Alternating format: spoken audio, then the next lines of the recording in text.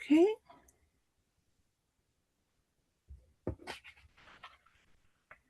Good evening, and thank you for attending our program titled The Magical Gardens of Bunny Mellon.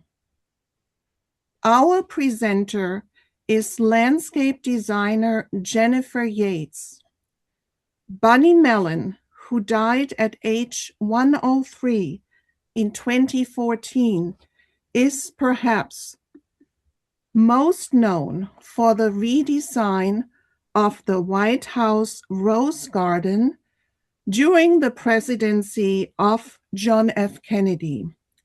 She was an immensely talented and very influential gardener with an unsurpassed eye for timeless design and beauty, indoors as well as outdoors. Funding for this free virtual program is provided by the Friends of the Hamden Library. My name is Elisabeth Angele. I am responsible for information and patron services at the Hamden Public Library. Before I introduce you to our presenter this evening, I would like to do some Zoom keeping and mention an upcoming library program. Please note that we will record this presentation. I will send out a follow-up email with the recording link, most likely tomorrow. We also have permission to upload the program to the library's YouTube channel. To achieve the best sound quality, everyone should be muted. When you want to participate in the discussion, please unmute yourself. There are different ways to do that. On the microphone icon on the left-hand side of the Zoom toolbar, simply click on that or hold down the space bar on your computer or hold down the Alt key and the letter A. Once you have finished sharing your thoughts, please mute yourself again. I would like to mention just one upcoming library program this week. Are you interested in researching your family history? Family historian Jill Marie Snyder will explain what first steps you should take. Her presentation is titled Getting Started with Family History. It will take place this coming Saturday, February 14 at 10 a.m. in the Friends Room of Miller Library. Sign up for library events on our website, hamdenlibrary.org, or call the information desk at 203-287-2680. It is now my great pleasure to introduce our presenter this evening, Jennifer Yates. Jennifer Yates is an award-winning landscape designer. Her work focuses on the impressive and beautiful as well as ecological. Her lifetime of study in the complementary fields of architecture, horticulture, and the environment inform her natural gift for color and structure to create harmonious landscape designs. She has presented to botanical gardens around the country on topics such as notable garden designers, sustainable garden design, rain gardens, interior plantscapes, and numerous other topics. She obtained a Bachelor of Interior Architecture with a minor in architecture from Rhode Island School of Design, with study of art history at Brown University. She is certified by the Northeast Organic Farming Association, NOFA. She did graduate study in horticulture and landscape architecture at the New York Botanical Gardens. Miss Yates was trained by leading teachers of sustainable garden design, Dan Kitteridge and John Ramos. She studied Feng Shui with Master Lin Yap in Singapore. Thank you so much for presenting this evening, Miss Yates. Well, thank you so much for having me, Elizabeth, and also thank you to the friends of Hamden Library and all of the patrons joining us and everybody on YouTube that will be watching this. I'm very grateful to share this information with all of you. So let's get started. So Bunny Mellon is a very fascinating woman.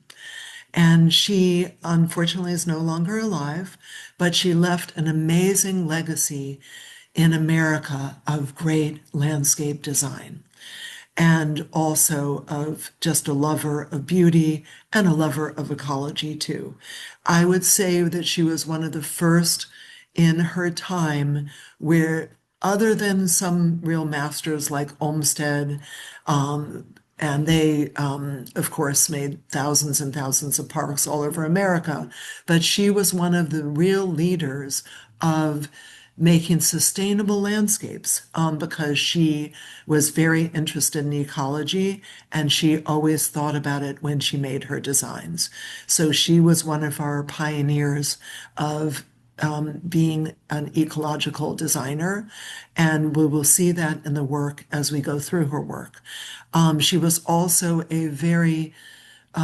she had a high position in American society because she was friends with the Kennedys and she was friends with a lot of political movers and shakers.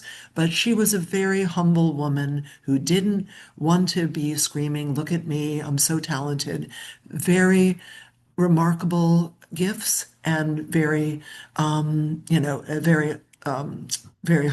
and almost maybe not shy, but just not very boastful. So let's dive in and see all of her beautiful designs. And I just also want to mention, because I said that's to Elizabeth a few minutes ago, that you can see this garden in person through the Virginia Horticultural Society if you so care to travel there to Oak Spring, Virginia. And it's open a few days a year. So, and that's usually in the spring. So in case anybody wants to take a little road trip, this is a beautiful garden to go and see. And you can also watch programs on YouTube on the gardens and the plants, as well as other parts of history that are being uploaded every so few months. Okay, so let's get started. One of her favorite lines is my opening line about her: "It is wasteful to be mediocre." So she always felt that she should do her very best, and she certainly did.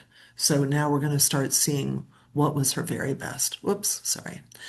So here she was as a young girl, born into a very wealthy family, which was the Lambert family. She was born in 1910 in New York City, and she had one brother, one sister, and mother and father and grandparents. They shaped her early life, and we'll find out a little more as we scroll through this to see what they did for her.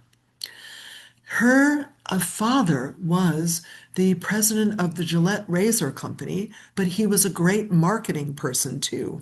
And he marketed the antiseptic Listerine into a widespread mouthwash for America, making a fortune for the family. So she came from a lot of wealth and a lot of very strong and smart business people that were the patriarchs in her family. So here is her dad. They sailed and loved architecture together. And here was her grandfather. He is an extraordinary influence in her life. He taught her an appreciation of nature Every summer, she'd go visit him as a child before she married up to New Hampshire, and they would do amazing things together, like reforest lands that needed reforestation due to logging. And also, they just went traveling through the countryside, appreciating plants together. So, this dear man, who she loved almost as much as her father, Arthur Lowe, was an important figure in her life. Whoops, I'm going this way. This was the estate that they lived on in outside of Princeton, well, right outside the campus in Princeton. It was hundreds of acres, around 300 acres, give or take a few. And it was called, and it's still there, but it's not owned by the family anymore. But Albemarle is the name of the family property. Frederick Olmsted and also his brother John developed the property for the family and did wonderful work there. And Bunny got to study the Olmsted family's work while she was growing up, which was a profound influence on her to teach her much. But she also taught them some things too, because they loved her sketches and they loved the little designs she made around the house. She made one out of the dining room window that was lovely, some beautiful bulbs and some lovely vines and some boxwood. And also she did a pretty design around a shed. And we'll see that in a couple of minutes. So here I go to the next slide. So there was a beautiful boxwood garden she designed and a playhouse, as I mentioned. And this was the back view of the garden that led into all these terraced areas. She did this beautiful sketch when she was just around 8 years old. She showed promise as a gifted artist, a horticulturist, and a landscape designer. And she had enormous respect for nature. But what you can see here with the playhouse at Albemarle is she had a very beautiful sense of color here and a beautiful charm to this watercolor she made. And really, she just had she was just totally aligned with nature. And you can see that because there's love in every single brushstroke of this watercolor that she made. She was also nicknamed by her mom Bunny because during this time that she did this cute little sketch, she used to hop around in the garden like a bunny. And so her mom said, well, she must be called Bunny. And so she was. Oops. Oh, my little thing seems to be, oops. Apologize for this. I don't usually use a mouse and it was getting stuck, so I apologize. Bunny grew up in a time where women needed the courage to follow their dreams because they weren't encouraged by their families to do that. So she just followed her dreams as best she could, but she had obstacles with this. This was a photograph of her finishing school, which is Foxcroft, where she went and could not go to college. So she wanted to, but her dad was telling her at this time when she was at Foxcroft, get ready, you're going to be a debutante, you're going to get married, and you're going to settle down and have a family. So she wasn't really encouraged to follow her heart and do college, which some very small percentage of the women at the time did. And so she was like, oh, this is so sad. I want to be a set designer. I want to be an interior designer. I want to be a landscape designer. But no, she was not going to do that right away. You'll see she did it later, and we'll learn about that in a few more slides. So, new trails. As I said, she was positioned to marry, and this limited her horticulture gifts. And her first marriage was to Stacy Barcroft Lloyd, a very prominent family such as hers in Virginia. So, and this was her first design was done for this famous clothing designer named Hattie Carnegie. Hattie found out about Bunny and loved her style and said, Bunny, would you make me a little garden at my house? I will barter you to get to choose a dress and a coat from my collection. And by the way, one of her very famous models, Hattie Carnegie, Lucille Ball, of all people. So before she was famous for her TV show, she was Hattie's premier model for her fashion house. So anyway, I didn't get to see much of what this design was. I don't think there's a lot of records of it, but I'm sure it was lovely. So in time, she started to get a bit stale in the marriage, and I think it's probably because it wasn't her destiny to remain married to Stacy, as nice as a man as he was, because her neighbor, the Mellon, Mr. Mellon, came back from the war, and his wife unfortunately died in a horse accident. She was allergic to horses, and unfortunately, she went riding with him, and she thought she was okay because, she was under some medication for it, which didn't end up working. And so she had an allergic attack and died. So Bunny knew that Paul was available. Now, Paul was a catch for somebody who was a debutante like Bunny. And while she probably loved Stacy, she probably saw, wow, I can really I can soar with this man because he has plenty of money and I can go and do my art and my thing and maybe even go to college. And so she kind of, endeared herself to him, and they married in 1948. And they changed, America in so many ways with collecting art and donating it, acquiring properties around the world. And with this marriage, the second marriage, she was able to, because she had the finances and she had time. So she was focused on learning and teaching herself how to be a landscape designer, which she did because she bought lots of books and studied them endlessly. And she learned so much, and it was just a perfect marriage for her to get going with her career. Um, Let me just see. Okay, so here we are. This slide is a little bit after the marriage. She was, she taught herself a lot, and Jackie and she became friends. And Jackie, Mrs. Robert Kennedy at the time, she was a senator's wife, but then she became, a president's wife. And she got to know Bunny, and she proposed to her husband that Bunny design the White House rose garden because Bunny was so talented and she had seen the beautiful garden at the Oak Spring Foundation. So JFK came over in a little boat to her house in Osterville, and he got out of the boat with he and Jackie. And Jackie had also said, Bunny, you're going to have to say yes. You can't turn my husband down on this because we're counting on you. And as she was very good friends with him, she felt she had to say yes. But I'll tell you more about that in two more slides, but she was humming and hawing how to do this because there was parts of this design that she wouldn't know about, like how did she do the drainage on it? How did she take care of the more architectural components? And so she had an answer, which we'll find out in a few more slides about how to handle this because it wasn't an easy job to do.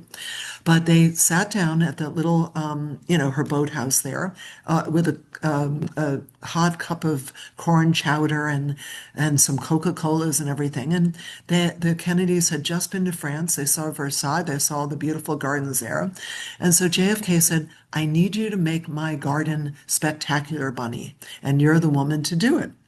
And so she, as I said, she had her reservations, but she said yes, and she had an ace in the hole in her sleeve, which we'll tell you about in a minute. But she, was a little concerned about was she going to be in over her head, but she did agree to do the job. Now, when she was starting to make ideas for the job, she walked down Fifth Avenue and she saw at the Frick Museum a magnolia tree that was glistening in the winter sunshine with all kinds of ice on it and snow flurries and everything. And she said, this is the perfect structural element that will anchor my design. It was a large rectangle for the White House rose garden, and these beautiful magnolia trees were going to be perfect to anchor in the rest of the lower beds that were going to be designed by her. And she knew that they had some of these magnolias that were fully grown at the tidal basin in Washington. So she gave Jackie a call and said, Jackie, can you please get some men and just tell them that they need to dig up these because they're not being used and revered at this tidal basin. They're just not even seen, but I need them for the White House rose garden. So let's dig them up and install them. And luckily, because Jackie had a lot of clout there, being, the wife of the president, that they could do this, and they did. So all of a sudden, she received much guidance about how to execute the design for the White House rose garden. As I said, let's place the magnolias on the corners. That unifies the space and softens the edges, said Merrill Gordon. And then on the other side of the large lawn, 12-foot wide borders were planned out with smaller trees, roses, and other flowers that created harmony, said Bunny.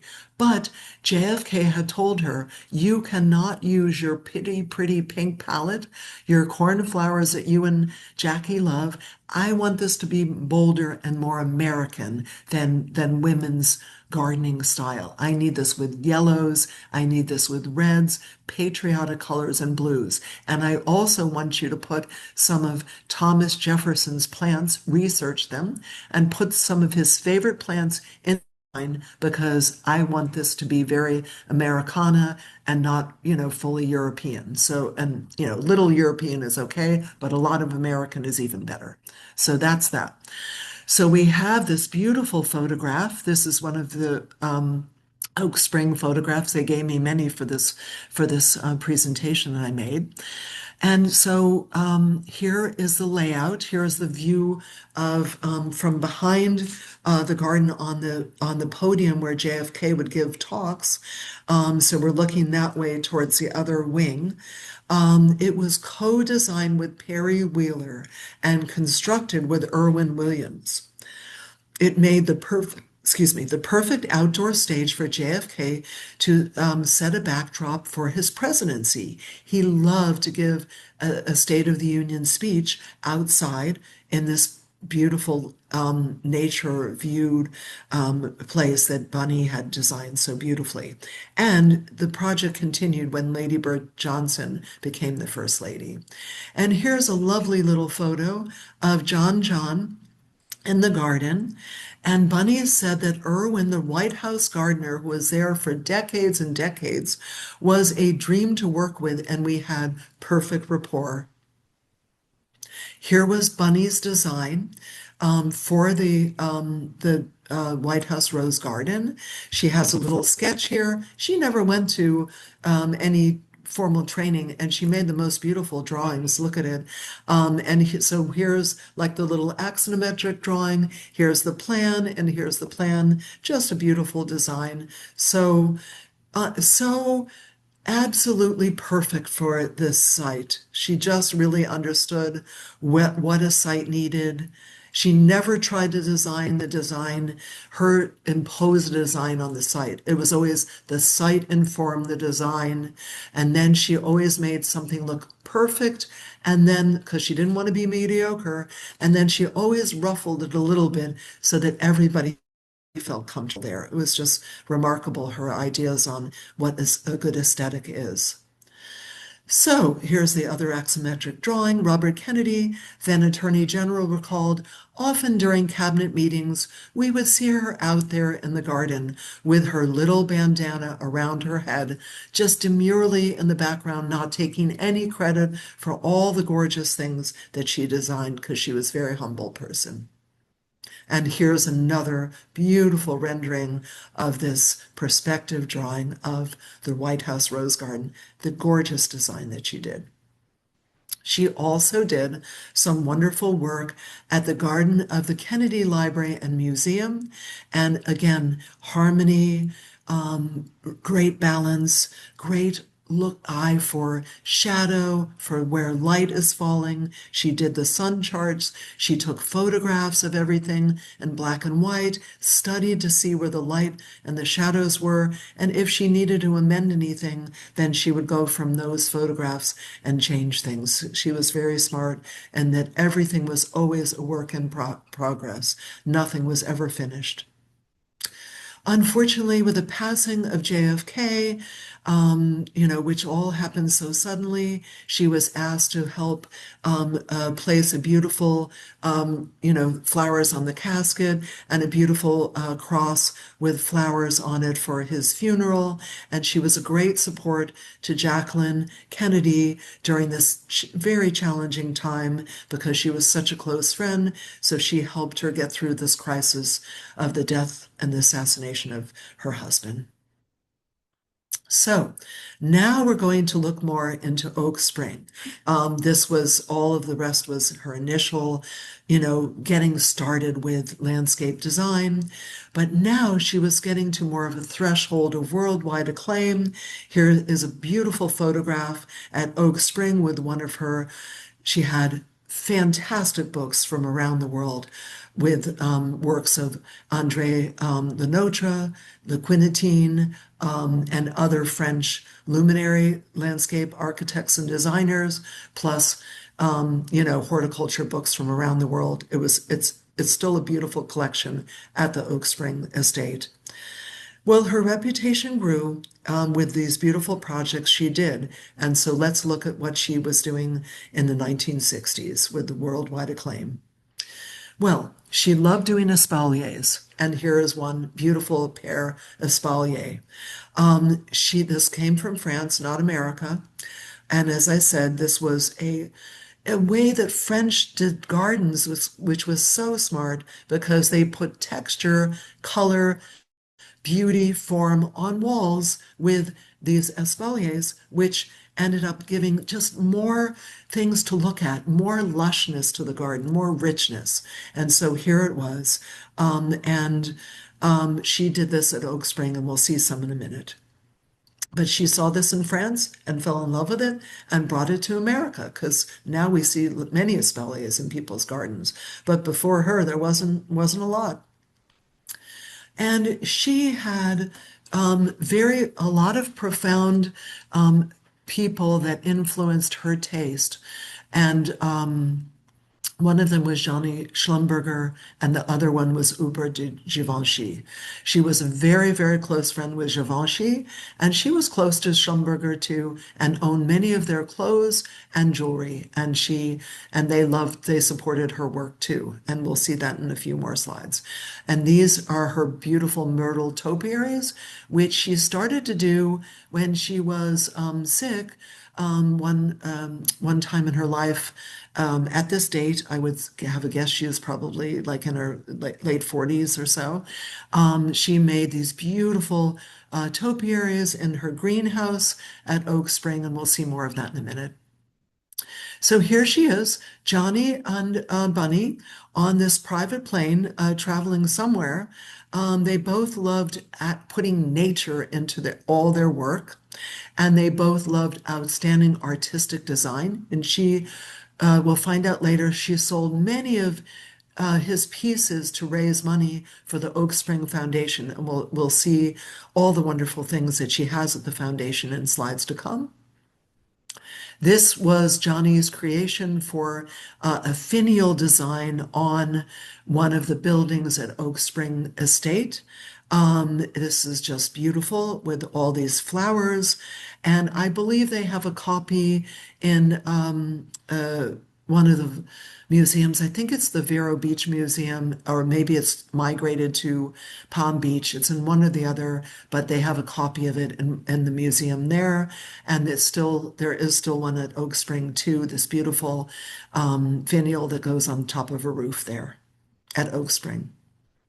Now, because she was great friends with Hubert de Givenchy, she worked on his castle in France. While he was still alive, he lived in this beautiful home in the Loire Valley. And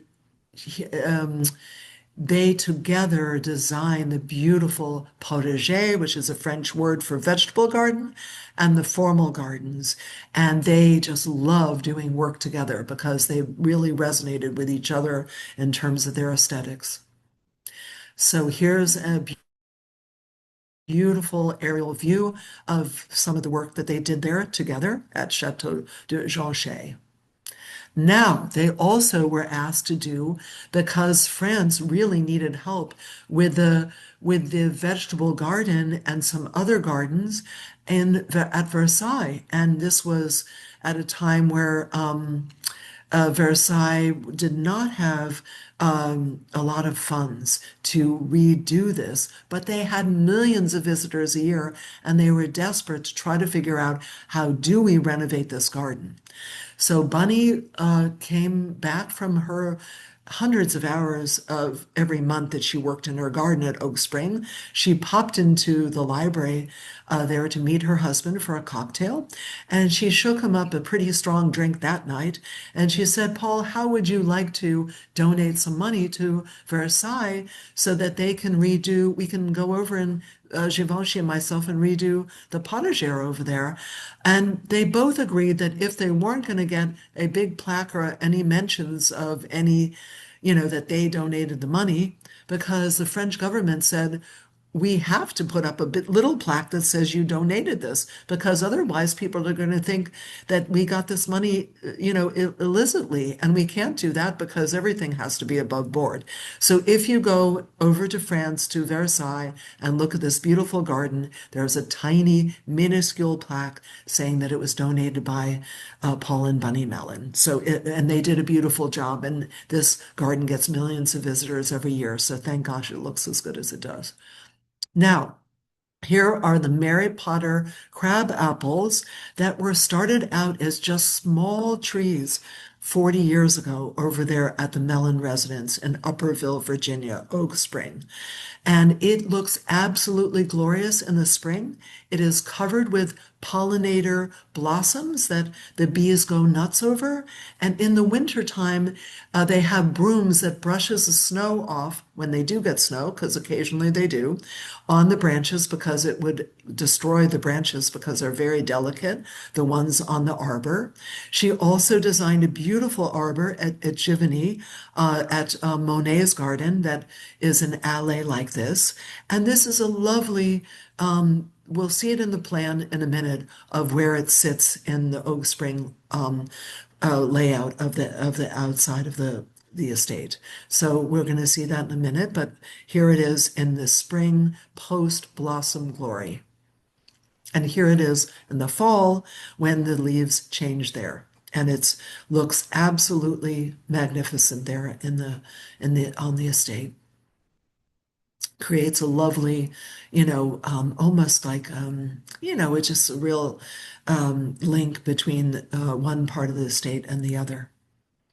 Now, you can see it here in the plan, that it is to the right, and the middle of the slide. That is the beautiful alley of the Mary Potter crab apples. And then to up and north of it and south of it is a beautiful reflecting pool and also a greenhouse. And then if you travel back in the other direction, you get all the terraced garden areas. She has garden rooms in there. And then there's also a basket room, which is to the north, the very top of the slide. And to the left of that is a guest house. And then to the far left of this slide is a main residence. And then there's to the south of the slide at the bottom of the screen, there is garden apartments and a guest cottage. And now we're going to look at those in more detail. So here is the beautiful, it's like a French hamlet, and it has a lot of interesting things to note. So we're going to look at that now. There's many different garden rooms. We'll look at those in a minute. There's many beautiful textures with slate roofs, brick walkways, bluestone walkways, cobblestones, and lime washed walls. It's absolutely magnificent. And then many of the plants make architectural lines as well, and we'll see those in the next shot. So here are the garden rooms at the Oak Spring Estate. Upper, lower, and middle terrace, honey house, butterfly garden, tea garden, square garden, white garden, axial and perimeter paths, small rose garden, and the alley and formal gardens to the right, to the both sides of the Mary Potter crabapple trees. Here's a view looking into the many layers. It's in tiers, so you go down from the view that we're looking at the top, at the bottom of the screen to the top. It cascades down, and you see espaliered plants on the walls. You see beautiful trees that are clipped in balloon shapes because she loved that. So she had many, many people helping her with all the maintenance on this. This is not a low maintenance garden. This is a high maintenance garden. And there were typically around 30 people every day that would help her keep this in shape, because this was, as I said, a lot of pruning, a lot of changing of annual plants, a lot of installation of bulbs, a lot of weeding. It was maintenance, a lot of pruning of the espaliers, or heavily pruned plants. She had the eye of an artist for sure. She loved to, in the potager, she made excellent planting and painterly looks, that everything was harmonious. And she liked simplicity, but she also liked richness in the landscape and texture and just things for the eye to always look at. Nothing was to stand out and everything was to blend. And she blended it so beautifully. Oh, sorry. It's getting stuck my mouse. I apologize. Now, here is a beautiful, this is a beautiful painting. She brought over a man from France, and his name was Fernand Renaud, and he did this gorgeous trompe l'oeil, and you'll see it in color in the next slide. And beyond the trompe l'oeil, there she is pruning the beautiful fuchsias that were in hanging baskets as well. Whoops, I'm so sorry. The mouse is getting stuck and I have to move it around to get it to go.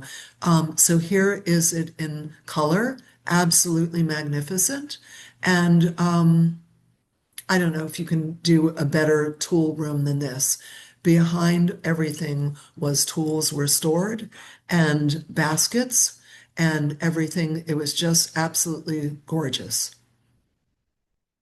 These were her favorite plants.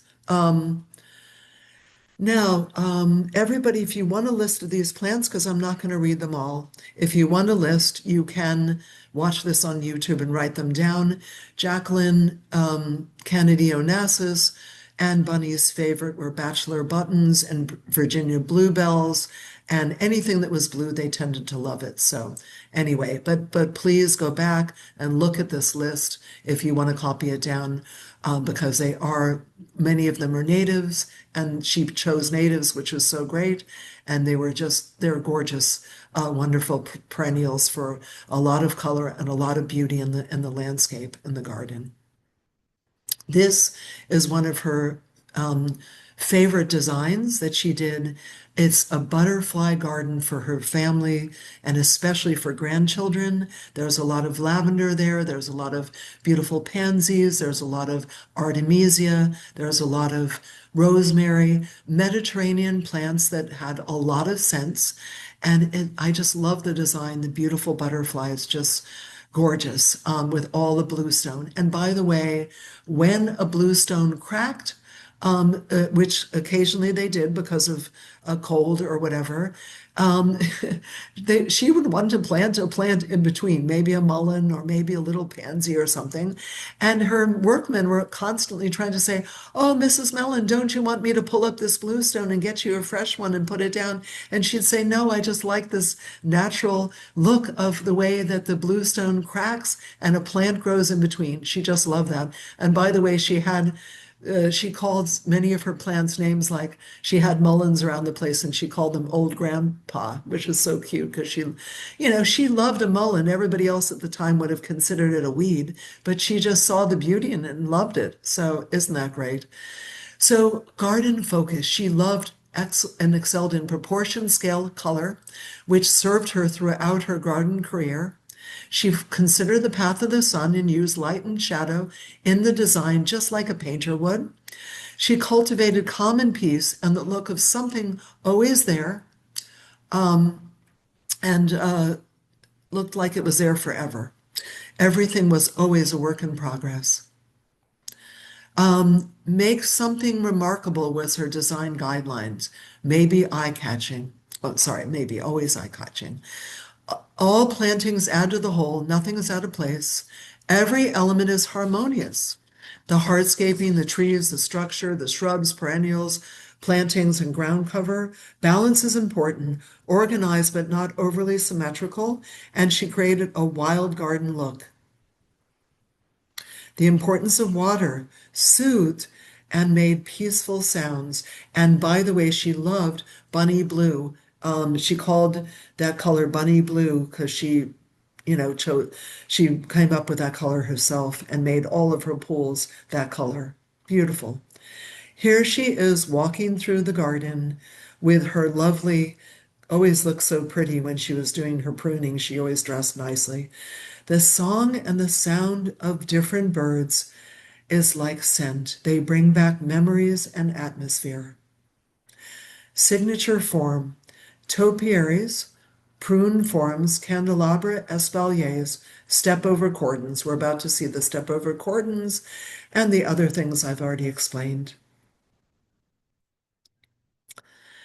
This is ancient horticultural topiaries. According to Ginny Bloom, landscape designer, topiary is an essential part to fasten layers of garden and balance different textures, creates an anchor for loose herbaceous plantings, and holds the eye as firmly as a building or a wall. Espalier trees gives texture and visual interest. They date back to the 17th century in France, and the shape itself comes from a candelabra. Pruning is an art form, and I will look the art lady in my beautiful smock and hat with my pruning shears in hand. There she is, another one with her pruning shears out there, loving each plant with all of her heart.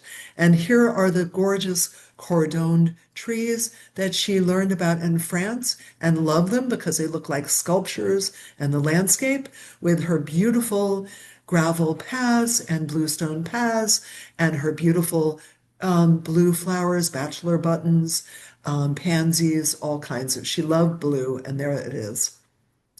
Here is her design in Cape Cod, which is absolutely a pollinator and ecologically friendly, which is so fantastic.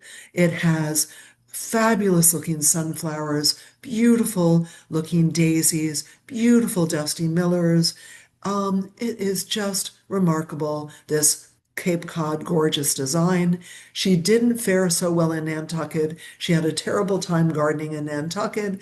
She even had some wooden trees created because she hated going there with just dunes and no trees. So when she came to visit, they would put up her wooden trees that she built because none of the trees that she planted would last where she was in Nantucket. But anyway, Osterville had lovely soil, and she, of course, always amended the soil, and she always had such a green thumb that everything thrived there. So look at that. This is the Antigua home. They just had a little bit of some vegetables and a banana tree and some palm trees. No elaborate garden, but nonetheless a pretty outdoor space. So she won an award at Rhode Island School of Design. As Elizabeth said, I'm so lucky and blessed that I went to the wonderful program there. But I want to say that she was honored at later life for all of her wonderful contributions because she did various projects for the Kennedys. She did the beautiful Kennedy Library. She did the Rose Garden. She did work for a few other private clients here and there. She did the wonderful Oak Spring Foundation, and she did Chateau de Ginchy, and she did Versailles. So she did many beautiful projects, and she was self-taught, and didn't she do an amazing job? Remarkable. She also won in 1987 an award by the American Horticultural Society, a landscape design award for outstanding work. In 2014, unfortunately, she died, but it was very missed because a lot of people really loved her. What a beautiful person she was. And she donated did so much wonderful philanthropic work with the money that she got from her marriage. So she donated thousands and pieces of art in her lifetime to various institutions. She said she wished to see the miraculous in the common. She wanted nothing in soft, gentle, and in a garden to be obvious, so that when you went away, you would remember the peace, yet only the peace. And Paul Mellon wrote a poem about Bunny. But Bunny has a magic touch, and we all well know that there isn't much of anything on earth that grows from lightly oak to tiny rose that eludes her touch. From bloom to root, her heart is a gardening computer, while in her head there's a whole college comprising horticultural knowledge. Now, the Oak Spring Foundation. The president there and the senior researcher is Sir Peter Crane, and he wishes to fulfill the hopes and dreams of Mrs. Mellon with ongoing changes at the foundation. She has sold millions of dollars of her private collections to fund the center upon her death. The foundation is on the world of plants, the ecology of plants, the arts and gardens, the art and gardens of landscapes, uses of plants in all their forms, sustainable ecology, preservation of plants, especially ones which would become extinct. She leaves there a wildflower legacy of hundreds of acres, around 700 acres, and wildflower fields. So it's a wonderful conservation project that is there, that keeps, areas for wildlife. And also they're growing wildflowers on this property too. She was always ecologically minded, low maintenance, drought tolerant plants she was interested, but she didn't put those directly in her in the Oak Spring garden that we saw. They were on the fields outskirts of the gardens that we looked at. Hairy, woolly, waxy surfaces or fleshy leaves she loved. Those were drought tolerant plants. As a child, wildflowers were part of my feeling of freedom, hidden under large plants or creating fields of lavender thistles that colored the landscapes like a sea in the wind. Oak Spring Foundation also has a biocultural farm. So here is the beautiful library at the Oak Spring Foundation, and on the far right we see a gorgeous Rothko painting on the wall. We also have gorgeous horticultural paintings and drawings everywhere. And there's thousands of rare books and manuals on landscape design, on horticulture, and rare books of all sorts. And a lot of them are going to be uploaded by the Oak Spring Library head, Tony. And so occasionally look on YouTube on the Oak Spring site and see what's up, because new things are arriving every few months. There's rare books there, which this is a rare book on slavery, so that when they might reopen the library one day, but right now they're uploading. The whole property was closed during COVID, and then it's only open the garden a few days a year through the Virginia Horticultural Society. If anybody wishes to go see the garden, you could buy tickets and go, but make sure you buy them in advance because they probably sell out. Then let's see what else. So, as I said, you can go online. You could also apply for a fellowship, a residency, or a short course. There are scholarships available to people around the world to go study there, and there's wonderful programs, and you can look into it on their website, worldwideweb.oakspringgardenfoundation.org. So the Oak Spring Library is a library of garden and landscape design, botanical illustration, botany and horticulture, and also beautiful objects and paintings from around the world. 16,000 objects, manuscripts, rare works of art dating back to the 14th century, and lovely antique books. And as I said, the foundation has short residential courses, workshops, summer internships, and interdisciplinary residency programs, and grants and scholarships for people around the world.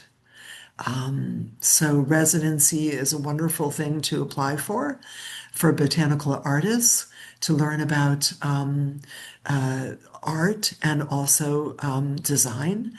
And there's a perennial program to learn about plants as well.